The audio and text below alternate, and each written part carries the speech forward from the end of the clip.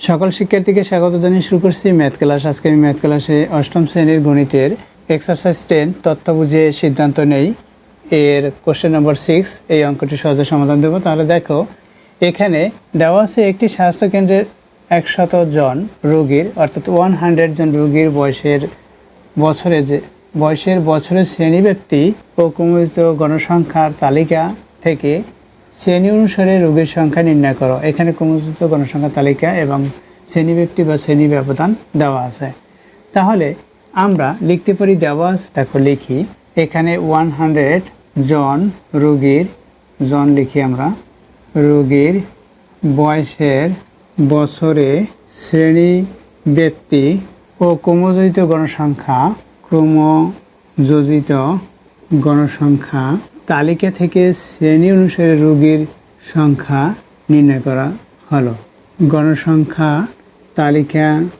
গণসংখ্যার লিখি, তালিকা থেকে শ্রেণী অনুসারে রোগীর সংখ্যা নির্ণয় করা হলো।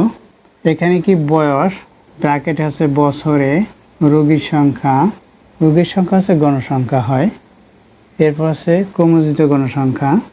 এখানে 0 থেকে 10, এরপর আছে 11 থেকে 20।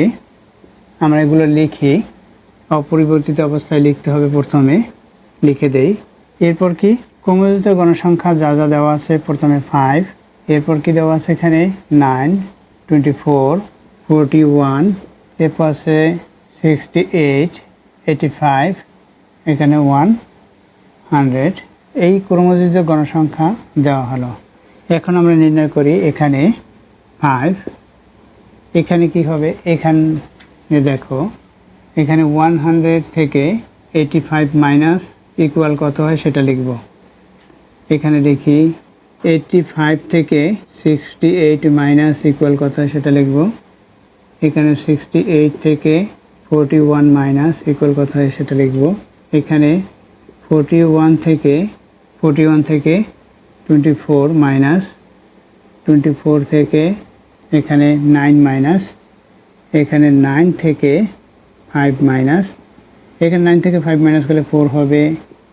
এখানে কত হবে দেখো, 15 হলো। এখানে কত হয় দেখো, এখানে ইকুয়াল দেই, 41 থেকে 24 মাইনাস 17 হলো।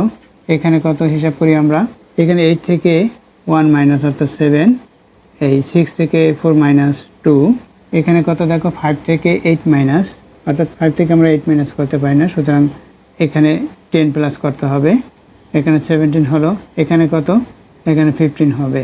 দেখো রোগীর সংখ্যা কত হলো, এখানে 5 দেওয়া আছে, এখানে 4 হলো, 15 হলো। এই মাইনাসগুলো সাধারণত ক্যালকুলেটর ব্যবহার করেই দ্রুত করা সম্ভব এবং নির্ভুলভাবে করা যাবে। আশা করি বুঝতে পেরেছো কিভাবে এই রোগীর সংখ্যা নির্ণয় করতে হয়। এতক্ষণ ম্যাথ ক্লাসের সাথে থাকার জন্য সকলকে ধন্যবাদ জানিয়ে আজকের মতো বিদায় নিচ্ছি।